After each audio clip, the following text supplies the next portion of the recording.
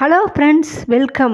இந்த கதை உங்களுக்கு பிடிக்கும்னு நினைக்கிறேன். மும்பையில் இருக்கிற ஒரு நண்பர்கள் குழு த்ரில்லிங்காக இருக்கணும்னு நினச்சி ஒரு தீவில் போய் மாட்டிக்கிறாங்க. அது கொடிய மிருகங்களும் ஆபத்தான மனிதர்களும் வாழற இடம். இந்த நண்பர்களில் ஒருத்தன் அங்கே இருக்கிற காட்டுவாசி பொண்ணை லவ் பண்ணுறான். அதோட விளைவு எவ்வளவு பயங்கரமாக இருக்கும். இது எல்லாமே ஒரு கற்பனை கதை தான். இதை முழுசாக பார்த்துட்டு உங்களோட கருத்துக்களை கமெண்ட்டில் பதிவு பண்ணுங்க. வாங்க வீடியோக்குள்ளே போகலாம். அது ஒரு அழகான மும்பை நகரம். அங்கு இளம் தொழிலதிபர் விக்ரம் மல்கோத்ரா அவர் தன் நண்பிகளான ஆர்யன், ரன்வீர், சுனில் கபூர், மாயா சர்மா, ரியா மேத்தா ஆகிய நண்பிகளுடன் 5 ஸ்டார் ஹோட்டலில் டின்னர் சாப்பிட்டு கொண்டே அரட்டை அடித்து கொண்டிருந்தான். ரன்வீர், எனக்கு இந்த மும்பையே போர் அடிக்குது, எங்கேயாவது ஜாலியாக டூர் போயிட்டு வரலாமா என்றான். மற்ற நண்பர்கள் கரகோஷத்துடன் அதை ஆமோதித்தார்கள். மாயா சர்மா பதிலளித்தாள், விக்ரம், மரகத தீவுன்னு ஒரு தீவு இருக்கு, அது மர்மமான ஒரு தீவு, அங்க போகலாமா என்றாள். இளம் கன்று பயமறியாது என்பது போல எல்லோரும் அங்கு போவதற்கு தேதி குறித்தார்கள். விக்ரம் ஹெலிகாப்டர் ஒன்றை ஏற்பாடு செய்தான். குறிப்பிட்ட அந்த தினத்தில் எல்லோரும் புறப்பட தயாரானார்கள். மரகத தீவின் அடர்ந்த காட்டின் மேல் ஹெலிகாப்டர் பறந்து கொண்டிருந்தது. ஒரு குறிப்பிட்ட பகுதியில் ஹெலிகாப்டரை பைலட் மெல்ல கீழே இறக்கினான். நண்பர்கள் அனைவரும் ஒரு பயம் கலந்த சந்தோஷத்துடன் அந்த காட்டை வலம் வர தொடங்கினார்கள். ரியா மேத்தா சந்தோஷத்துடன் குதித்து கொண்டே அங்கிருக்கும் பழங்களை பறித்து சாப்பிட்டாள். தூரத்தில் புலிகள் உருவும் சத்தம் கேட்டது. எல்லோரும் நடுக்கத்துடன் ஹெலிகாப்டர் இருக்கும் இடத்திற்கு விரைந்தார்கள். பகல் பொழுது சந்தோஷமாக கழிந்தது. இரவு நெருங்கி கொண்டிருந்தது. நடு இரவு ஏதோ ஒரு சத்தம் கேட்டு கொண்டே இருந்தது. அந்த திகில் கலந்த இரவு விக்ரமுக்கு மிகவும் பிடித்திருந்தது. எல்லோரும் நன்றாக உறங்கிக் கொண்டிருந்தார்கள். ஏனோ அவனுக்கு உறக்கம் வரவில்லை. நிறுத்தி வைத்திருந்த ஹெலிகாப்டரில் இருந்து கீழே இறங்கினான். டார்ச் லைட்டை எடுத்துக்கொண்டு அங்கும் இங்கும் நடந்தான். தூரத்தில் இருந்த ஒரு புதரில் ஒரு சில புலிகள் விக்ரமை வெறித்தனமாக பார்த்து கொண்டிருந்தது. ஒரு புலி விக்ரமை பார்த்து பதுங்கி பதுங்கி வந்துட்டே இருக்கு. மரத்தின் மேலே அமர்ந்திருந்த ஒரு ஆந்தை அபாய குரல் எழுப்புது. தன்னை நோக்கி ஒரு புலி வருவதைக் கண்டு வேகமாக ஹெலிகாப்டரை நோக்கி ஓட ஆரம்பித்தான். அந்த புலி பாய்வதற்குள் பயத்தில் அலறிக்கொண்டு ஹெலிகாப்டருக்குள் நுழைந்து கதவை மூடினான். பாய்ந்து வந்த புலி கண்ணாடி கதவை தன் நகத்தால் கீறுது. உள்ளே இருக்கிற எல்லோரும் பயத்தால் வெளவெளத்து போகிறாங்க. நேரம் ஆக ஆக ஒரு புலி கூட்டமே அங்கே வந்து சேருது. சுனில் கபூர் பைலட்டிடம் கூறினான், வெரி டேஞ்சரஸ் ஏரியா, முதல்ல நாம் இங்கிருந்து வெளியே போயாகணும். மாயா சர்மாவும் ரியா மேத்தாவும் பயத்தால் அழ ஆரம்பிக்கிறாங்க. ஆர்யன் கோபத்துடன் பேசினான், இவ்வளவு பயம் இருக்கிற நீங்கள் ஏன் என் கூட வந்தீங்க? இந்த தீவுக்கு வர்றதுக்கு ஐடியா கொடுத்தது நீங்கள் தான். பைலட் அவங்கள சமாதானப்படுத்துகிறான். சண்டை போடுற நேரமா இது, முதல்ல நாம் இங்கிருந்து கிளம்பி ஆகணும். விக்ரம் பதில் சொன்னான், எல்லோரும் கொஞ்சம் அமைதியாக இருங்கள், எல்லாம் காலையில் பார்த்து கொள்ளலாம் என்றான். விடியற் காலை 3 மணி இருக்கும். உடலில் இலைகளை மட்டும் கட்டி கொண்டு கையில் தீப்பந்தத்தோடு ஒரு கூட்டம் சென்று கொண்டிருந்தது. அந்த கூட்டத்தை பார்த்ததும் புலி குடும்பம் தெரிச்சு ஓட ஆரம்பிக்குது. காட்டுவாசிகளோட பார்வை இவங்க பக்கம் திரும்புது. எல்லோரும் இவங்கள நோக்கி வர ஆரம்பிக்கிறாங்க.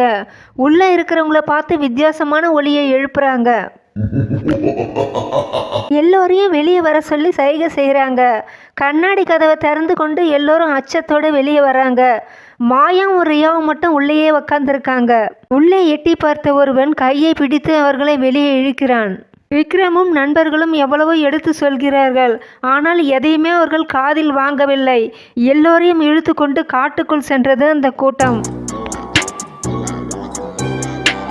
அங்கு கற்களால் ஆன ஒரு மண்டபம் இருந்தது. அதற்குள் அழைத்து சென்றார்கள். உள்ளே ஒரு பெரிய சிலை ஒன்று இருந்தது. எல்லோரையும் வரிசையாக நிற்க வைத்தார்கள். ஏதோ சொல்லி கத்தி கூச்சலிட்டார்கள். அதில் ஒரு காட்டுவாசி ஒவ்வொருவராக முகர்ந்து பார்த்தான். இன்னொரு காட்டுவாசியோ எல்லார் மீதும் எதையோ தூவுகிறான். பின்பு விக்ரம் நண்பர்களை இழுத்து கொண்டு போகும்படி கட்டளையிட்டான். மாட்டு கொட்டகம் மாதிரி ஒரு இடத்துல அவங்களை இழுத்துட்டு போய் அடைக்கிறாங்க. அவங்களுக்கு காவலா ஒரு அழகான இளம்பெண் காட்டுவாசி பெண்ணை நிற்க வைக்கிறாங்க. விக்ரம் நண்பர்களுக்காக பழங்களை எடுத்து வர அந்த பொண்ணு மேலே ஏதோ சலசலப்பு கேட்கவே அண்ணாந்து பார்க்குறா. ஒரு பெரிய மலைப்பாம்பு யார் கிடைச்சாலும் சுருட்டுவதற்கு தயாராக இருந்தது. அம்பரமாக சுழன்று தன் வாளை உருவினாள். மின்னல் வேகத்தில் அந்த பாம்பை வேட்டையாடினாள். எல்லோரும் கைத்தட்டி ஆரவாரம் செய்தார்கள். விக்ரம் அவளையே பார்த்து கொண்டிருந்தான். அவள் திறமையும் அழகும் அவனை கிறங்கடித்தது. மெல்ல மெல்ல அவன் மனம் அவளை நோக்கி செல்ல ஆரம்பித்தது. அந்த பெண்ணும் விக்ரமும் பார்வையால் தன் எண்ணங்களை பரிமாற ஆரம்பித்தார்கள். அந்த பெண்ணுக்கும் விக்ரம் மீது ஒரு விதமான ஈர்ப்பு ஏற்பட்டது. அவனை பார்த்து அடிக்கடி சிரிக்க ஆரம்பித்தாள். சுனில் மெதுவாக முணுமுணுத்தான். இது ஒன்று தான் அவனுக்கு குறைச்சலாக இருக்கு. எங்களை புதைப்பாங்களா இல்லை எரிப்பாங்களான்னு எங்களுக்கு தெரியல என்றான். சற்று நேரத்தில் அந்த பெண் பதட்டத்தோடு ஓடி வருகிறாள். விக்ரமை பார்த்ததும் அவள் கண்களில் கண்ணீர் பெருக்கெடுத்தது.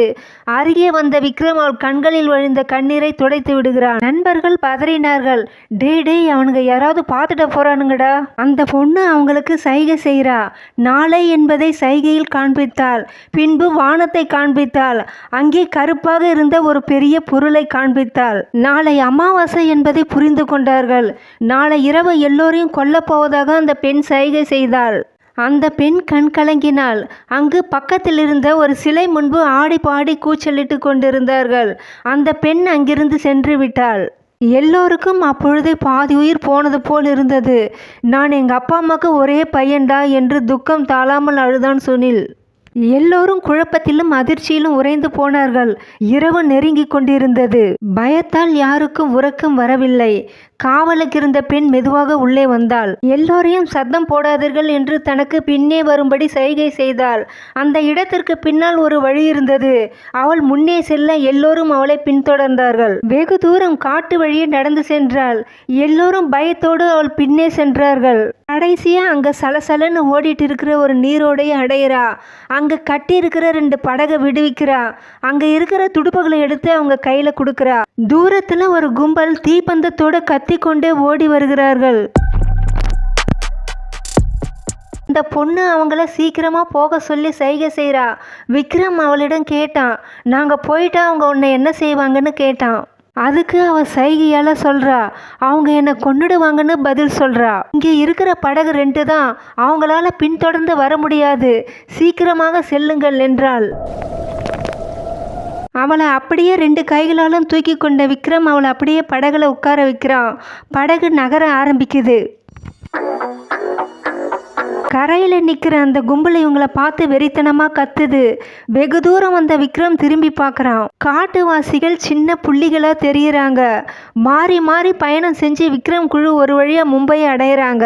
இந்த அழகான பொண்ணுக்கு விக்ரம் ரிதன்யா என்று பெயர் வைத்தான். அவளுக்கு எப்படி பேசுவது, எப்படி சாப்பிடுவது, எப்படி படிப்பது என்று பல வழிகளில் அவளுக்கு பயிற்சி கொடுத்தான். ஒரு சில மாதங்களுக்கு பின் நாகரிகமான மங்கையாக மாறினாள் அந்த பெண். விக்ரம் நண்பர்கள் உறவினர்கள் எல்லோரும் சேர்ந்து அவர்களுக்கு மிகவும் ஆடம்பரமாக திருமணம் செய்து வைத்தார்கள். காட்டில் வளர்ந்த அவள் பிரபல தொழிலதிபர் விக்ரம் மல்கோத்ராவின் மனைவியாக மாறினாள்.